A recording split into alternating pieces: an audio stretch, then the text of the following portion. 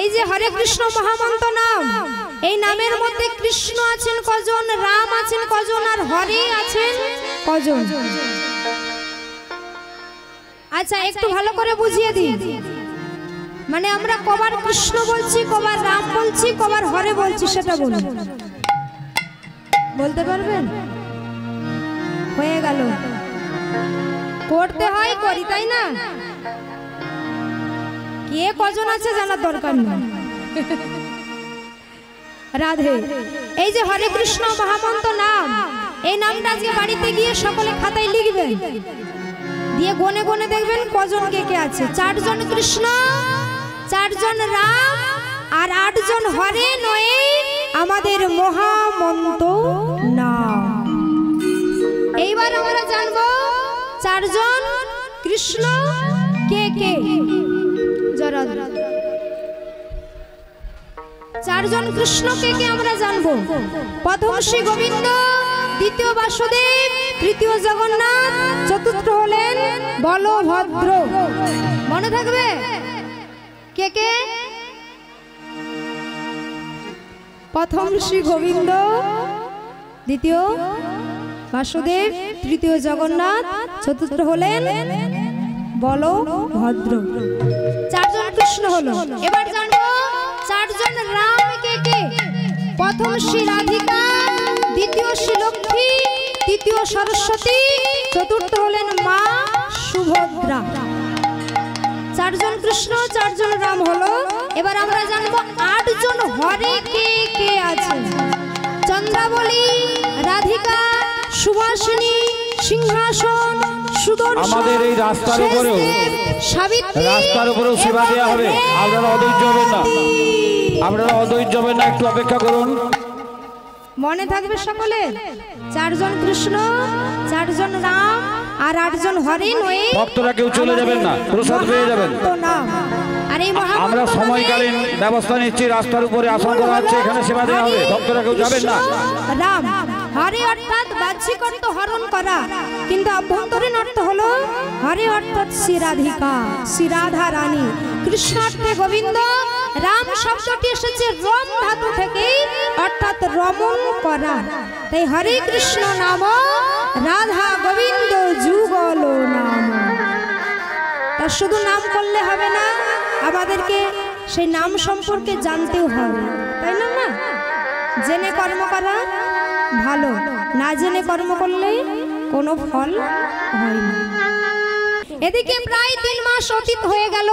ক্রমে ক্রমে সন্ধানকারীরা ফিরে আসলেন ভগ্ন মনোরথে করে। সকলের মুখে বিষাদের ছায়া, সকলের সান্ত্বনা বাক্য, মহারাজ আমরা প্রতিটি বন, পর্বত, গুহা, গ্রাম, অরণ্য অন্বেষণ করেছি। সন্ধান তো দূরের কথা, নীলমাধবের নামও কেউ বলতে পারল না। আমাদের মনে হয় আগন্তুক বৈষ্ণব আপনার সঙ্গে প্রতারণা করেছে।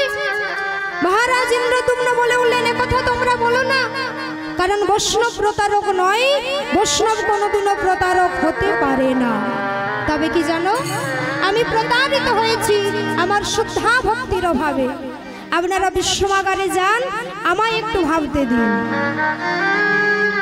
নীলমাধবের চিন্তাতে মহারাজের দেহটা দিনে দিনে ক্ষীণ হতে লাগলো। তার সহধর্মিনী, যার নাম হলো গুন্ডিচা দেবী। আচ্ছা বলুন তো মা, সহধর্মিনী কাকে বলে? কাকে বলে সহধর্মিনী? আপনারা সকলেই সহধর্মিনী তো? কে কে সহধর্মিনী একবার হাত তুলুন তো দেখি। কেউ সহধর্মিনী নন আপনারা? সহধর্মিনী কাকে বলে? কাকে বলে সহধর্মিনী? হ্যাঁ, বউকে। একজন মা তো উত্তর দিয়েছে, বলছে বউকে বলে সহধর্মিনী। দেখুন মা, বিয়ে করলেই, স্মৃতিবর্তী সিঁদুর পরলেই, হাতে শাখা পোলা নোয়া পড়লেই সহধর্মিনী হওয়া যায়। হ্যাঁ, বিয়ে হলে বউ হওয়া যায়, কিন্তু সহধর্মিনী হওয়া এত সহজ নয়। সহধর্মিনী তাকেই বলে যে তার স্বামীকে ধর্মপথে এগিয়ে নিয়ে যায়। কাকে বলে সহধর্মিনী? যে তার স্বামীকে, শুধু স্বামী নয়, তার পরিবারকে, সন্তানকে, সকলকে ধর্মপথে এগিয়ে নিয়ে যায়, সেই হলো প্রকৃত সহধর্মিনী।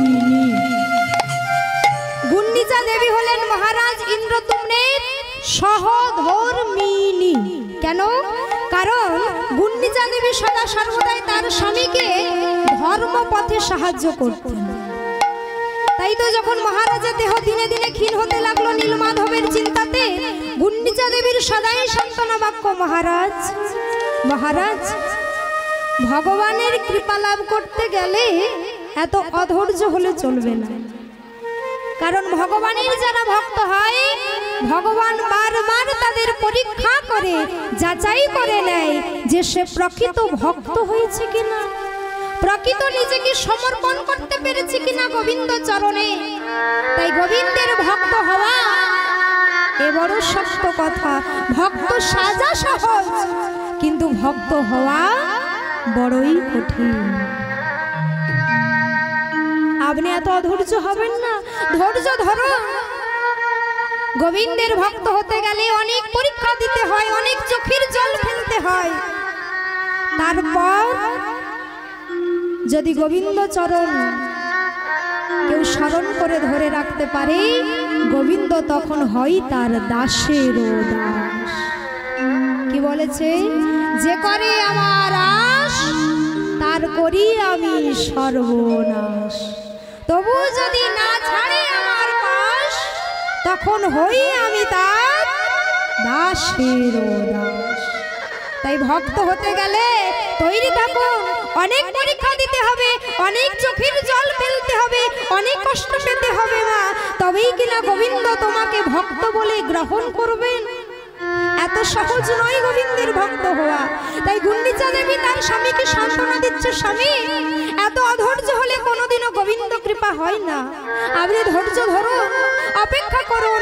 রাজপুরোহিত যে এখনো ফিরে আসেননি রাজসভায়, আমার ধারণা তিনি কোন শুভ সংবাদ নিয়ে ফিরে আসবেন। গুন্ডিচা, তোমার কি অভ্রান্ত ধারণা যে রাজপুরোহিত এখনো জীবিত আছেন?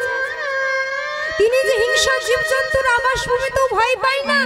আমার অভ্রান্ত ধারণা তিনি কোনো হিংস্র জন্তুর কবলে পড়ে প্রাণ হারিয়েছে।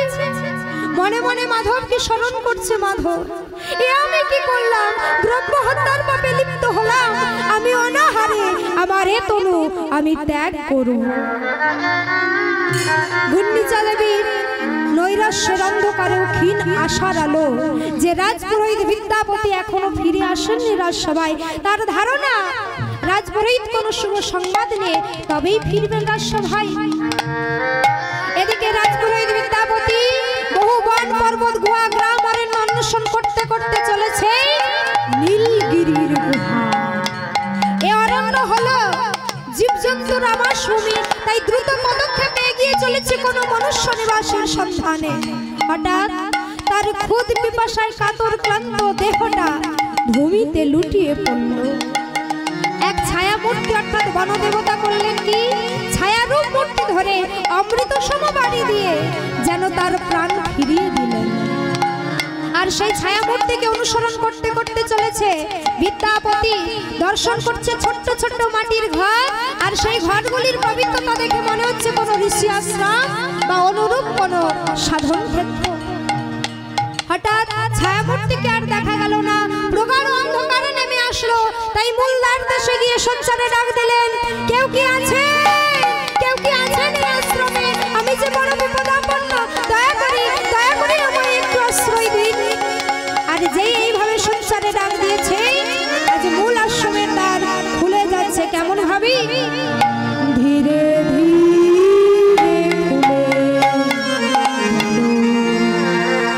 আশ্রমের দ্বার, ধীরে ধীরে খুলে গেল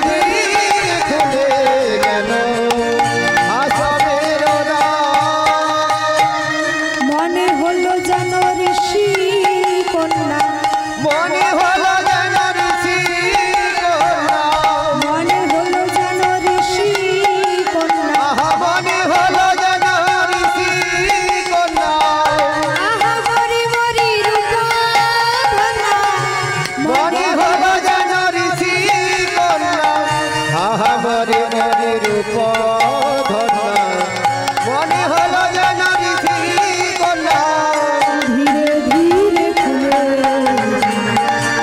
আশ্রমের ধীরে ধীরে চলে গেল আসনের সুন্দরী কিশোরী করুণার্ত স্বরে বলে উঠলেন, কে আপনি?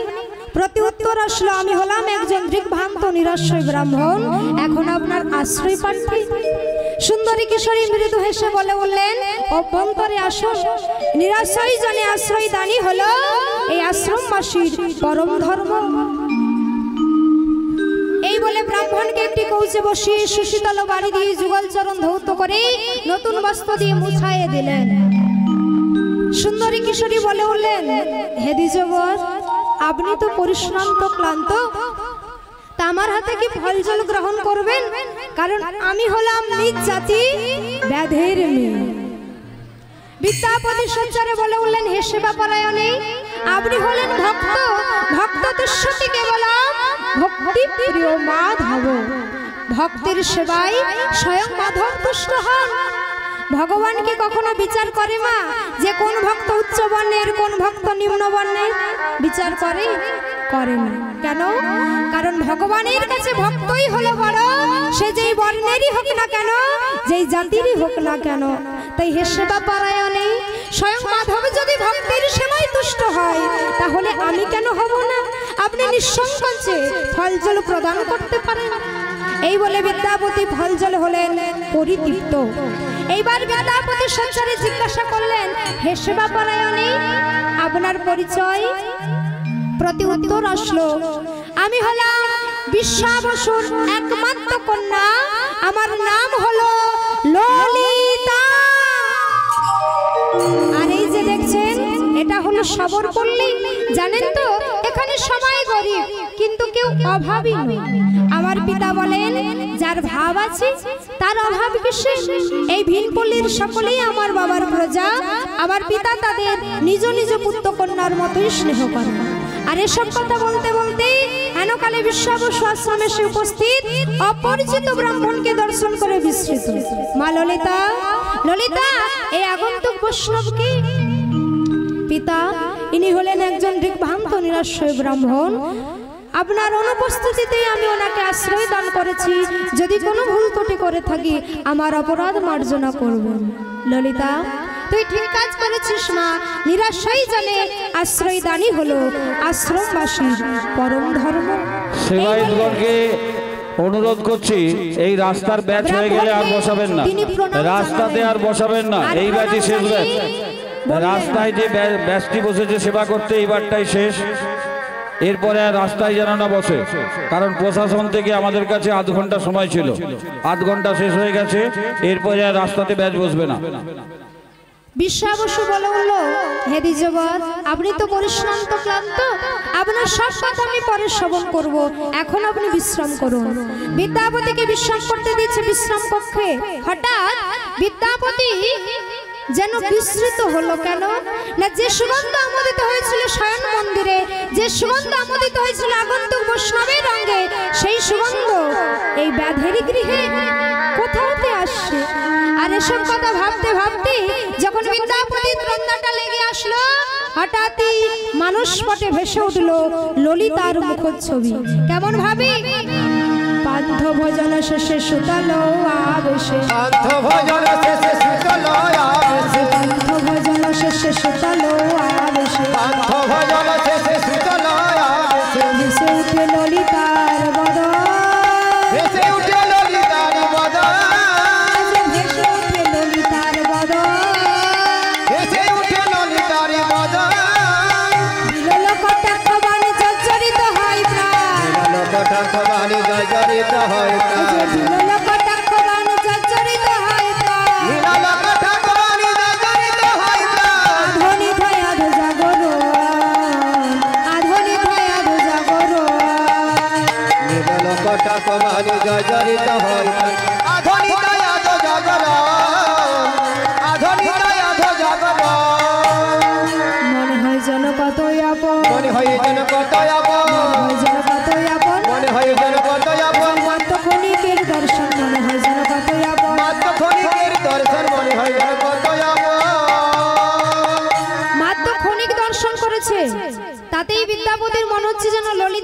কতদিনের চেনা জানা, কতই না তার আপন। হঠাৎ প্রধান দ্বার উদ্ঘাটনের শব্দে বিদ্যাপতির ত্রন্না ভেঙে গেল। বিদ্যাপতি শয্যাতে প্রবেশন করে শ্রবণ করছেন বিশ্বা বসুর অনুচ্চ কণ্ঠস্বর, মা ললিতা, ললিতা, আমি গন্তব্যস্থলে চলেছি, অতিথি থাকছেন, যেন জ্ঞানত সেবার ত্রুটি না হয়। বিদ্যাপতি দর্শন করছে বিশ্বাবসুর অঙ্গে কষায় বস্ত্র, দাদুর সঙ্গে গোপীচন্দনে চর্চিত বাম করে জলপূর্ণ তাম্রপাত্র, তিনি একাকিনী বনানীর পূর্ব দিকে গমন করলেন। বিদ্যাপতি মনে মনে ভাবছে কি, আমি সেবায়তদেরকে অনুরোধ করছি, প্রশাসন কিন্তু আধ ঘন্টার সময় দিয়েছিল রাস্তাতে সেবা দেওয়া। ভক্তসুলভ আচরণ, প্রশাসন আধ ঘন্টার জন্য রাস্তায় সেবার কথা বলেছে। তবে হ্যাঁ, ওই বিশ্বাবসুর অভিযানের মধ্যে কিছু না কিছু একটা রহস্য রয়েছে। আর এই রহস্যটা যতদিন না হচ্ছে, প্যান্ডেলে বসবেন সেবা করতে, ত্যাগ করা চলবে না। যারা বসে গেছেন উঠে যাবেন না, যারা বসে গেছেন উঠবেন না। জানিয়ে ফিরে আসছে ললিতা আপন শয্যায়, আর ওই প্রদীপের আলোয় ললিতার মুখছবি দর্শন করছে বিদ্যাপতি। কেমন ভাবি, ওর মুখে হাসি আছে আধা, উচকা চলে রয়েছে বাধা। ওর মুখের হাসি আছে আধা, উচকা চলে আছে বাধা। ওর মুখে হাসি আছে আধা,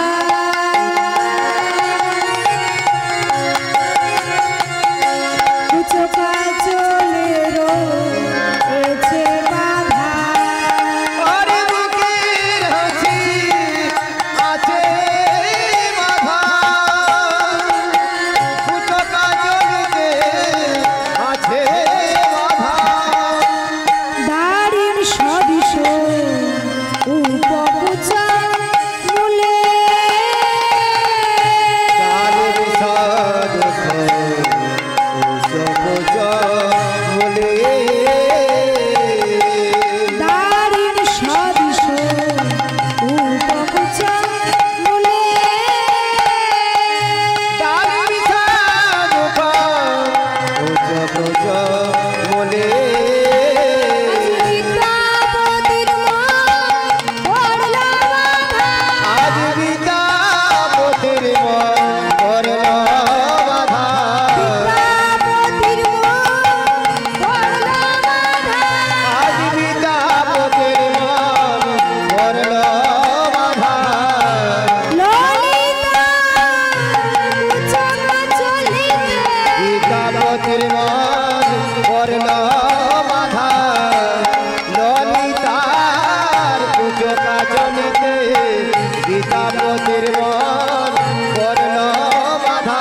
সাধনায় আঁখি ফিরাতে, বিদ্যাপতির মন পড়ল বাধা, সাধনায় আঁখি ফিরাতে, বিদ্যাপতির মন পড়ল বাধা, ললিতার উচকা চলিতে, বিদ্যাপতির মন পড়ল বাধা, ললিতার উচকা চলিতে, বিদ্যাপতির মন পড়ল বাধা, ললিতার পুজোটা চলিতে বিদ্যাপতির মন পড়ল বাধা, ললিতার পুজোটা চলিতে বিদ্যাপতির মন পড়ল বাধা, বিদ্যাপতির মন পড়ল বাধা। একদিন বিদ্যাপতি তার মনকে সান্ত্বনা দেবার জন্য আশ্রমের সন্নিকটস্থ বনানীর শোভা দর্শন করছে, আর আপন মনে বনতরুলতাতে বলছে, ওগো বনতরুলতা, বলো তো কে বুঝিবে মোর ব্যথা, সন্মুখে মোর ত্রিমুখী পথ, কোন পথে যাই আমি, আর এই তিন পথে গিয়ে মিশেছে যেখানে, রয়েছে কি হেন ঠাই। তিনটি পথ কি কি? এক, নীলমাধবীর সন্ধান আজ হলো না, দুই, বিশ্বাবসু নৈশভিযানের কারণে উদ্ঘাটন হলো না, তিন হলো ললিতার প্রেমের এখানে আকর্ষণ। ভক্তদের হাত ধোয়ার মনে মনে যে ভাবছি ট্যাপগুলো ওগুলো কোন চলছে পথে না। যাই আমি, এই তিন পথে গিয়ে তন্ময়, মিশেছে অদ্বৈত যেখানে, বাবু, হাত ধোয়ার রয়েছে কি হেন ব্যবস্থা ঠাই। আর এসব যে ছিল সেটি কথা কি হলো? ভাবতে ভাবতে প্রতি সপ্তাহ সেটাকে চালু করুন। বাল্মীক অর্থাৎ ওই ঢিপি, আর তার তারপরেই পদ্মদিঘির শোভা দর্শন করছে বিদ্যাপতি। তিনি দর্শন করলেন, যেন মনে হলো ওই পদ্মদিঘির ঘাটে একটি সমস্ত ভক্তদের উদ্দেশ্যে জানাই ধৈর্য তিনি ধরে ভালো সেবা করে করুন, লক্ষ্য করে দেখলেন ধৈর্য ধরে ওটা প্রসাদ সোনার পাবেন। কমল নয়, তবে ওটা এখানে কি? দান কাউন্টার ওটা আছে, হলো কমল দান করে রসিদ নেবেন। ললিতা পদ্মদিঘির একটু ঘাটে ধৈর্য ধরে স্নানদাতা। প্রসাদ পাবেন। আর সেই স্নান মাধুরী দর্শন করছে বিদ্যাপতি, আর ললিতা স্নান করছে কেমন ভাবে? অঙ্গ ডোবায়ে কাচলি ভাষায় সাধনী বাজছে গান, অঙ্গ ডোবায়ে কাচলি ভাষায় সাধনী বাজছে গান।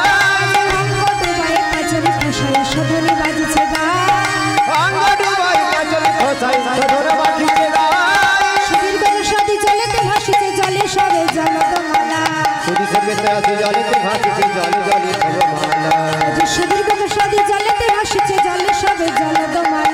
সুদীর্ঘ নদী জলেতে ভাসিছে জলে সবে জলতমালা।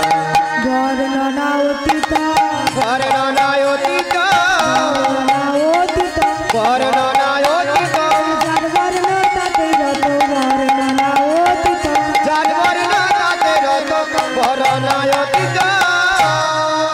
এটা হলো পূর্বরাগের নায়ক নায়িকার চর্যবৃত্তিমা। শ্রীমতী রাধারানী যখন আমার শ্রী যমুনাতে স্নান করতে যেতেন, গোবিন্দ